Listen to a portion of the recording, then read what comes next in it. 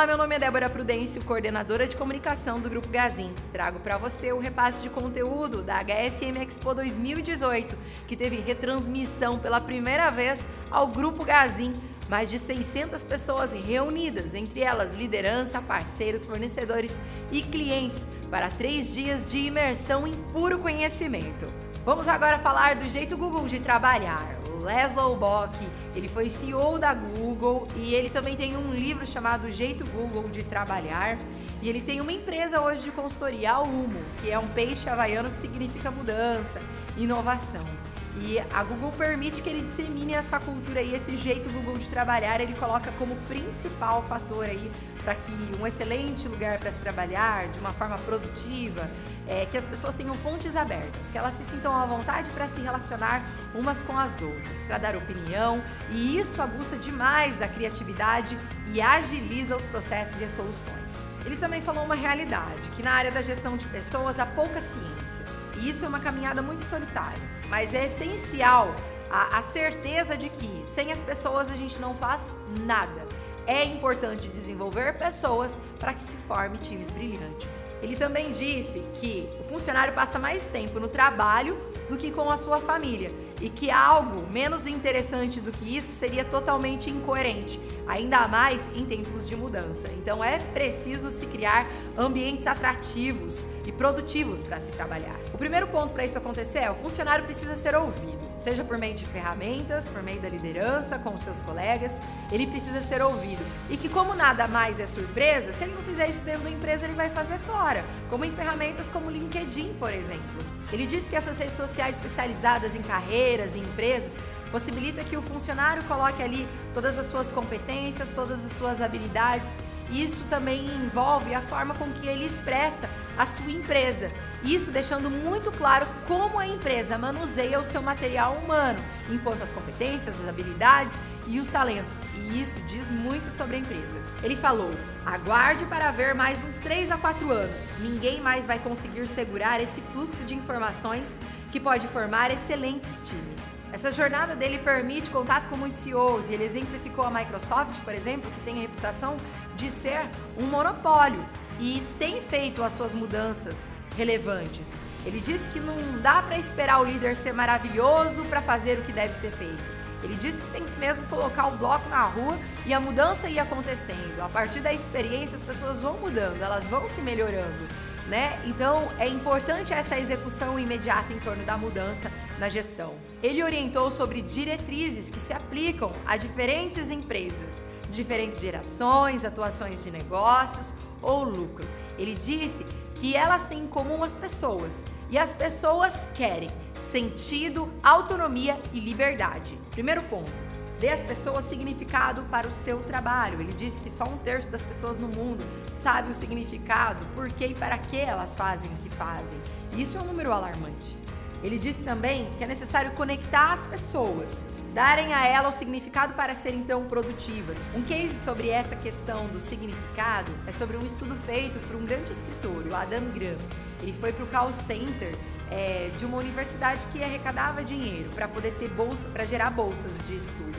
E aí ele propôs o seguinte para as pessoas que trabalhavam nesse call: pesquise sobre o significado de se ter uma bolsa de estudo. E essas pessoas pesquisaram, mas não teve um retorno enquanto produtividade. Então, ele propôs a essas pessoas o seguinte: que elas pensassem sobre a ideia delas mesmas irem para a faculdade. Como seria essa experiência para elas mesmas?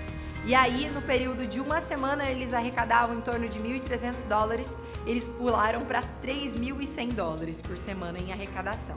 Ele foi mais a fundo e pediu que as pessoas que estavam sendo beneficiadas com essas bolsas de estudo da universidade, que era fruto desse trabalho deles, elas gravassem alguns testemunhais, que elas falassem o quanto aquilo era importante para elas, e ele colocou essas pessoas para assistirem esses vídeos das pessoas beneficiadas. E de $3.100 arrecadados por semana, saltou para $5.000 por semana a arrecadação. Quando o indivíduo tem um significado com o seu trabalho, cresce em 21% a sua produtividade. Outro ponto é, se você quer construir um ambiente bom, você tem que confiar nas pessoas.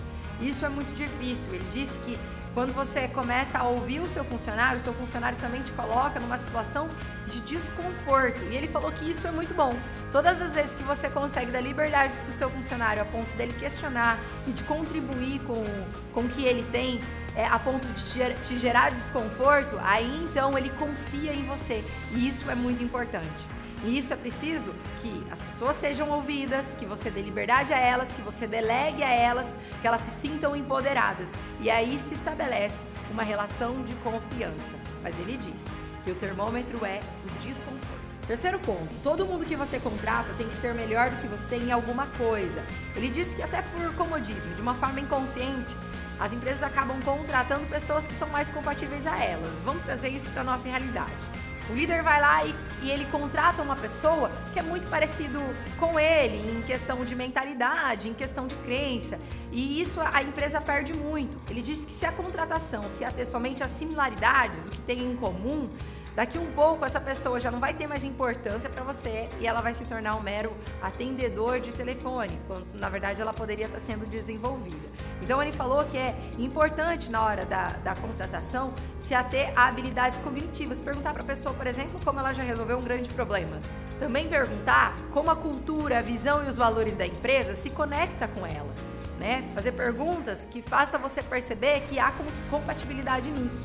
Uma outra coisa que ele disse é a humildade intelectual vai ser fundamental para um ambiente de trabalho colaborativo. A pessoa precisa ter a habilidade de ensinar, não só ser um mero consumidor de conhecimento, mas o quanto essa pessoa é humilde o suficiente para compartilhar o que ela aprendeu e está aberta também a aprender. Uma outra questão é, essa pessoa, se ela vê um papel no chão, ela vai pegar? Qual é a atitude dela? Não adianta também ter boas ideias se é uma pessoa que não age, não reage aos problemas ou também ao ambiente que está em torno dela. Se ela não colabora para isso de uma forma simples, por exemplo, como ver um papel no chão e pegar. Uma outra coisa que ele disse é, essa pessoa está inclinada a cuidar da organização? O que é cuidar da organização? Não só ficar fechada no processo dela, mas olhar para a empresa como um todo, se inteirar sobre a empresa como um todo, gerar relacionamento.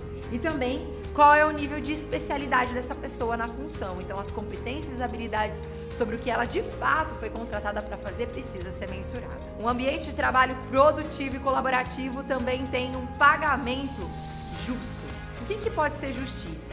Ele disse que todo mundo ganhar igual não é justiça. Mas quando, por exemplo, você tem uma pessoa que se destaca melhor e você explica para a sua equipe por que ela está ganhando aquele tanto? Porque ela tem aquela performance, porque ela traz aquele resultado, porque ela colabora naquele nível. Quando você justifica, quando você explica para as pessoas, isso não só traz compreensão, mas também o sentimento delas se sentirem desafiadas para galgar isso. Ele até trouxe o seguinte questionamento: quanto será que o Google pagaria para ter o Mark Zuckerberg na sua equipe? Se essa valorização de talentos e de competências não acontecer dentro da empresa, outra pessoa vai fazer isso, outra empresa vai fazer isso. Porque existem sim os caça-talentos, por aí se é assim que a gente pode definir, que estão em busca de pessoas com habilidades, com talentos e com esse brilho nos olhos para trabalhar. Então, se a empresa não fizer isso, outro lugar, outra empresa pode fazer. E tudo isso pode acontecer sim, de forma harmônica, como eu disse, explicando para os funcionários o que aquela pessoa fez, o que aquela pessoa faz todos os dias que a torna diferente, talentosa. Isso traz um brilho a mais para os trabalhos. Ele disse que os principais do topo em cada função precisa ganhar pelo menos 2 vezes mais que o demais. Mas é claro, isso não de uma forma brusca, como eu disse.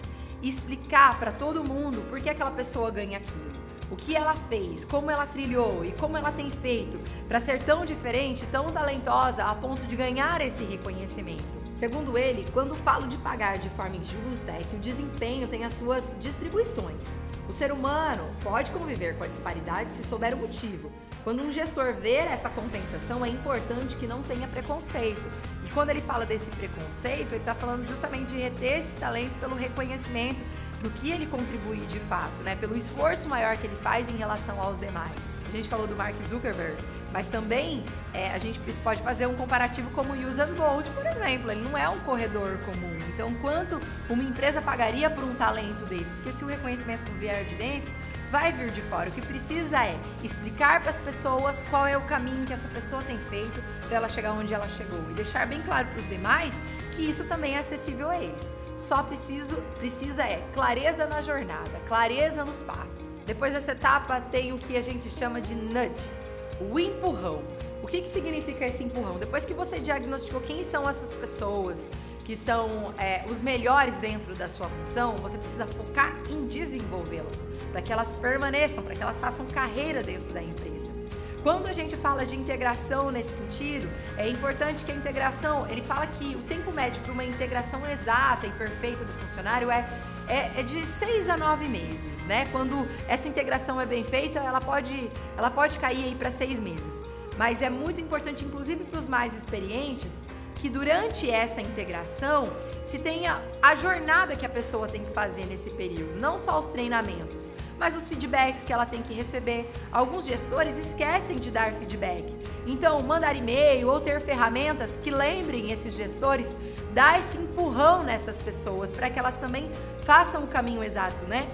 Quando a gente fala disso, a gente lembra muito de trilha de conhecimento. Aqui na Gazin, a gente tem para as pessoas que são integradas a trilha do conhecimento. Então, a pessoa, antes de vir para a matriz, quando é no caso do varejo, por exemplo, ela recebe uma trilha do conhecimento que ela tem que fazer antes de vir fazer a integração em treinamento físico. Então, esse também já é um caminho, mas há muito a se explorar ainda. E também, mesmo as pessoas que têm experiência do mercado, mas vêm para uma outra cultura, para uma outra empresa, essa integração é muito importante. E também, é claro, o empurrãozinho, a cutucada que tem que ser dada nos gestores e os gestores também cutucando essas pessoas para fazerem aí a jornada e o consumo desses conteúdos. E dentro disso, no feedback, essas cutucadas, né, como ele define no gestor, para ele lembrar de dar o feedback para a pessoa, ela é necessária porque tem pessoas que são super abertas e elas mesmas pedem feedback, mas a grande parte das pessoas não pedem feedback, mas é uma função do gestor ir lá e dar o feedback. Então é preciso aí um empurra dali, um cutuca daqui. Ele usou esse termo de uma forma muito bem humorada, mas é muito funcional no ambiente corporativo. Mas que tudo isso deixe registrado no ambiente de trabalho e no sentimento do funcionário que a liberdade, o significado e a autonomia.